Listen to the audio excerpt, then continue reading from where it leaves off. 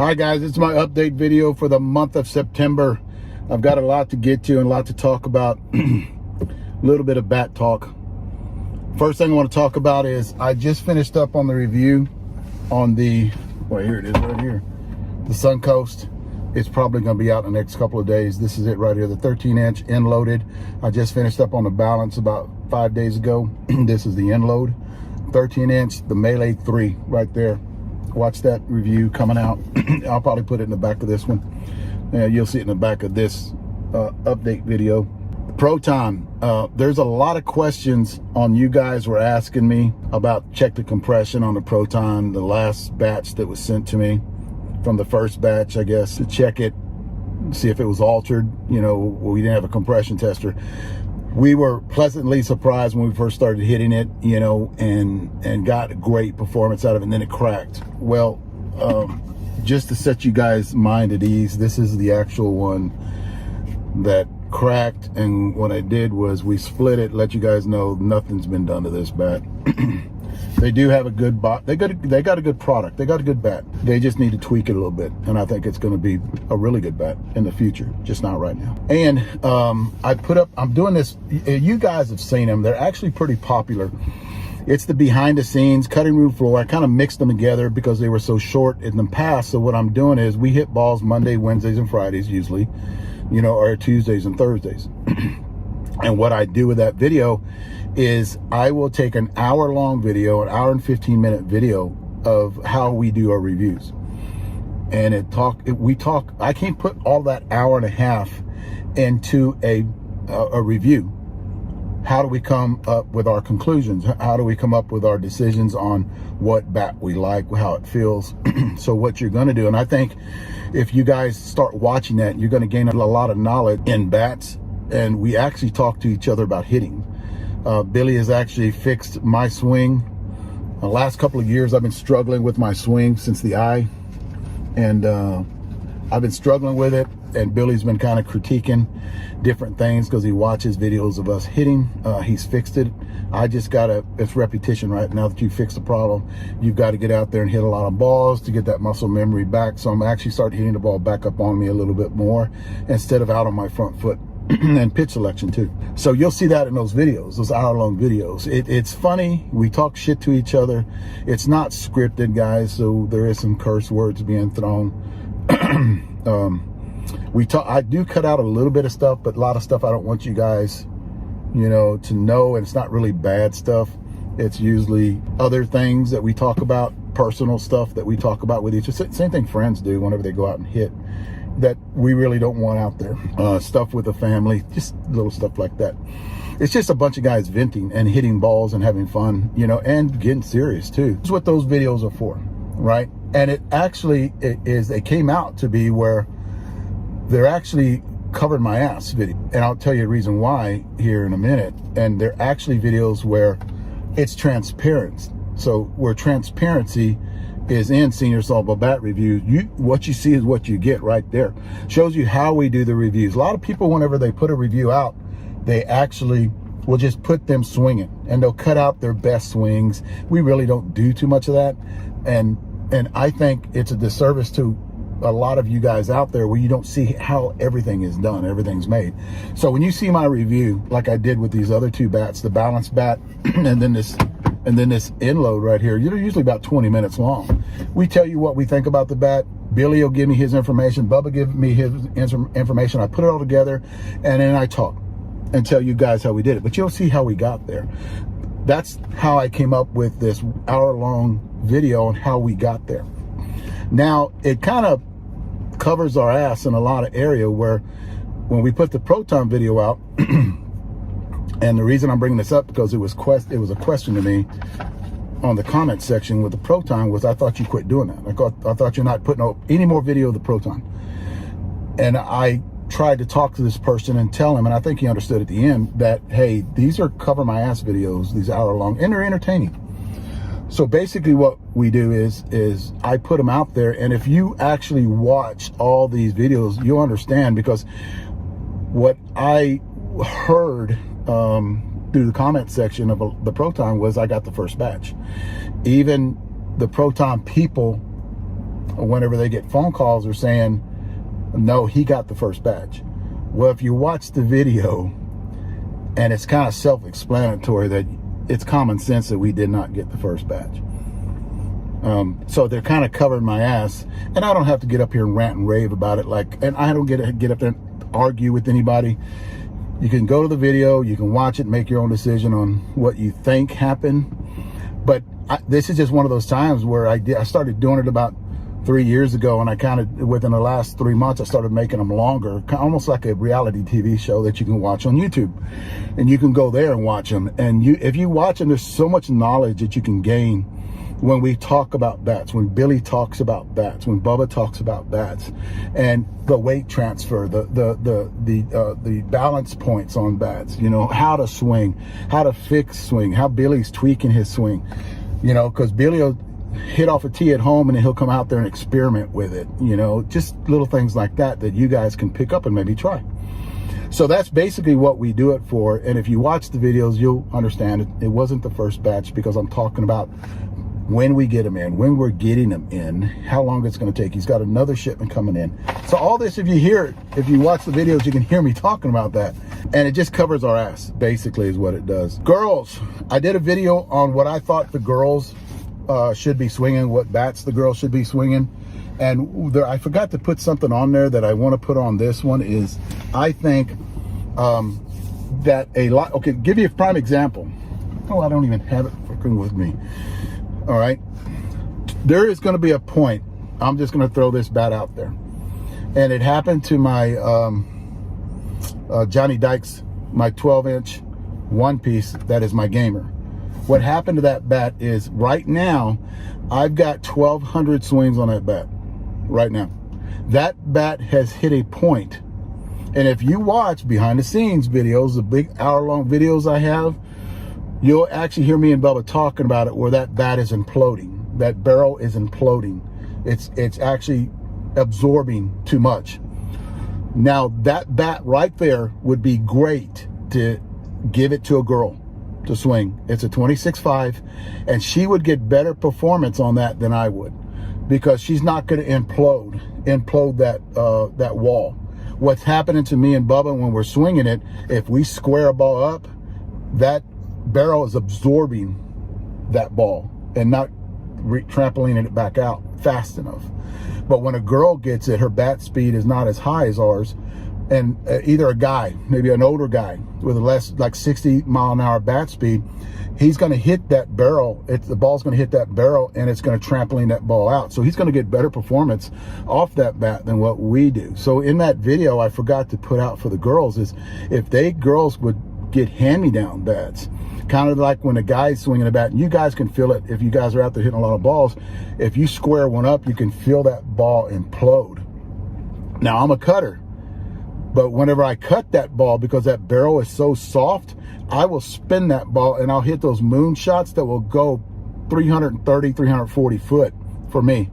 And they'll just go far because I'm actually grabbing that ball because that barrel's flexing. But the problem is, you know, you got a round barrel, you hit it here, you cut the bottom half of that ball, that barrel's not going to flex that much. But if you hit it straight on, that barrel's going to flex a lot. And you're not going to get the performance on a barrel that's imploding. So my suggestion, like I told Bubba, I'm going to go ahead and get another one, Johnny Dykes, because that's what we swing. And then I'm just going to either put that on eBay. That's how come when I put my bats on eBay, that's how come they go for so much money, is because a lot of those seniors that are minions that actually listen to me talk will actually understand, oh shit, I'm going to get that bat because that bat's got either 400 swings, 500 swings, 1,000 swings, and it's going to perform very well for me, and I don't have to break it in. You know, and I'm not going to crack it because my miles per hour is 60, 50 mile an hour bat speed. So I just want to put, that's going to be with the older guys too. I'm doing a video that walks me right into that. And I'm going to do a video on what I think the older guys should swing. And I'm going to say the same thing to the older guys with less miles an hour, that they need to get the bats that are imploding, because they're not going to flex enough when they square it up where it's not going to catch up. You know what I mean? It's going to have a great trampoline effect than a guy swinging at 90, 100 miles an hour, and that barrel just implode and absorb all that energy from the ball and not trampoline back fast enough for them. So that's just something I wanted to put in on the girls video. And that girls video, I'm going to put on my website a page where you girls can go and look, and it's going to have a bunch of information about girls senior softball, because I think that's taken off. I think girls senior softball in the next 5 years will be huge. Kind of like what's happening right now is the senior softball for the 40-year-olds is, and I said this years ago, where it's going to take off, it's going to get big. And I think what happens with a lot of these bat companies is they're catering to the younger, because there's more of them. There's more of the 40s, because they go from 40s to 50s, and they still carry that high mile-an-hour bat speed, right? Even to the 55s, it's still high mile-an-hour bat speed. What they're doing is they are making bats to suit them and not for the low mile-an-hour bat speed, the softer barrels. Mikan and Worth are just putting out bats right now. The AT-18 is a bat that is coming out right now. It's supposed to have that softer barrel game-ready bat. We can't wait to get a hold of that one to see if it actually is a soft barrel bat. So what's happening with a lot of these bat manufacturers is they're making stiffer barrels, you know, they're making stiffer handles. And I actually think that girls and the women and the men that are, you know, 50, 60, 70 mile an hour bat speed need to get a little bit, not a stiff handle, maybe a little bit more handle that flexes. That's just my opinion. But I'll put out that video about the guys with miles an hour. You know, I'm thinking 70 and below mile an hour bat speed. That's gonna, well, the bats are gonna benefit you a lot more. But on those girls, I think they should grab a lot of hand-me-downs, maybe get some of the old OGs, the 2.0s that have been hit 1,000 times or 1,500, that bat is imploding. Or maybe they have friends that actually have a bat that they don't use anymore that is doing that to them, you know, that's imploding on them. Don't throw it away. Give it to a girl or give it to an older guy and let them swing it. There is I was actually watching TV, and I was thinking about this, and I actually got some phone calls from some people. My knee is, I got the cortisone shot 6 months ago, and then I got the rooster cone. There's a name for it. And then I got that, which actually helped a little bit, guys. But the problem that I'm having is I'm not laying off the knee. I'm actually going out there, and it's not like it was before I got the injections for the rooster cone or the cortisone shot. I just called my doc last night, talked to him today, and I'm gonna set up, I'm gonna go by there in the morning, because I'm in my 6th month of getting the cortisone. I'm thinking about getting another cortisone shot. And then, because I'm still having swelling and soreness in my right knee, especially after I hit or play a softball game, because I have to run, what I'm gonna do is I'm gonna go to the next phase, and that's the PRP, where it's stem cell, where I'm gonna try to do something different. Problem is, insurance doesn't pay for that, but I have a sugar mama, so I think she'll pay for that, for me to get that done. But it's $500 an injection. They want to give you 3 injections. I heard that's like 10 times better than the rooster cone. And another thing too, stepping into that, guys, if you're watching this, you're an athlete, right? You play softball, you want to get better at what you do. Please try to stay away from getting cut on, or a doctor that tells you want to get cut on. I go to sports medicine doctors. I just happen to have access that you can have, that I talk about, where I go to a lot of the Spurs doctors and I talk to them, and I'm in there talking the whole time, asking them questions. When you go into the doctor's office, do not just stay silent. Ask them questions. The better your knowledge about what you're doing. The problem a lot of seniors out there have is they go to a regular doctor that has nothing to do with sports. So basically, the only thing he wants to get you to do is walk now. Just walk, not have any high impact. I talk to the doctors about, this is what I do. You see me right here, this is what I'm doing every 3 days a week or 2 days a week, and it shows me swinging. This is me. I want to get back to that. And he'll go, okay. And that's a sports doctor. Now I know what to do. So there's different actions that they actually can do to make you come back stronger and faster. And guys, I've stayed away. They want to cut on my back at least 3 times in the last 10 years, and I've stayed away from it. Either chiropractor, injections, all this stem cell stuff. I've tried that, and it's actually helped. 7 years ago, 8 years ago, they want to cut on my neck, and I haven't had it done. Chiropractor helps me out doing that. It's not for everybody, but at least go through those avenues before you get to the knife. And always go to a sports medicine doctor. That's what I'm trying to tell you guys, because you want to get back to playing again. And don't be discouraged when they talk to you about, hey, you might want to start coaching. You know how many times I've been told that? You might want to start coaching. And just go to another doctor, get another opinion. From now on, and I'm going to start doing this at the end of this year and next year, we go to these tournaments, and a lot of you guys buy balls from these tournaments. And I don't know how you get them home, because a lot of the guys out there are buying like dozens of balls. And what I want to do is I'll buy those balls back from you. So get a hold of me at a tournament, and you guys go and you'll buy balls and stuff like that.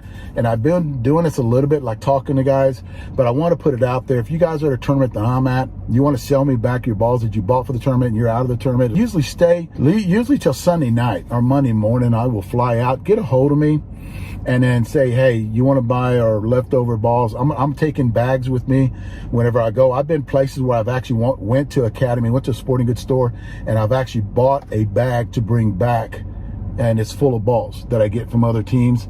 I'll pay them for it. I'll carry cash around with me, not a lot. I'll carry cash around with me, and then I'll pay you guys for the balls that you get. Give you some beer money, I guess, or some food money.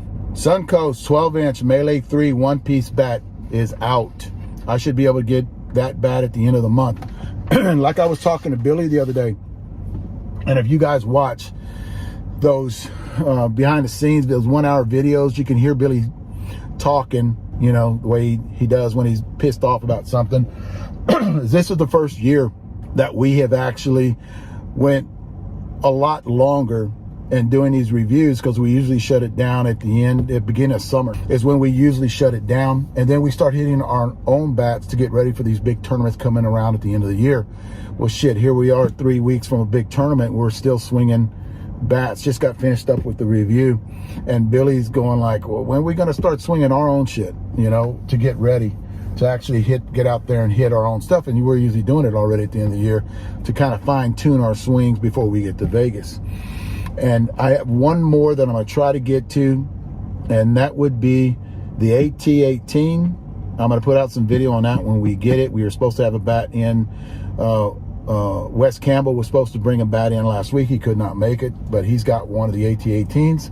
The Worth bat, the Gamer, and then the 12-inch Suncoast that is out right now, the one-piece half-inch end load.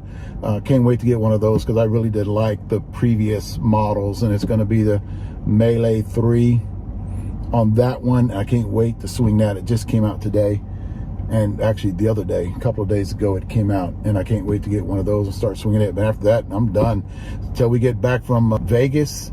And then usually what happens, if the weather's holding up after we get back from Vegas, October, and that's usually hunting season for me. So I'll usually swap things out, start selling a lot of my bats, and then start getting ready for hunting season, which lasts until January. Get some meat in the freezer because I'm running low. Get some dried sausage in there, and then we'll kind of pick it back up at the end of the year whenever we have a break from hunting, and start off the beginning of the year, start all over again. Thanks, guys.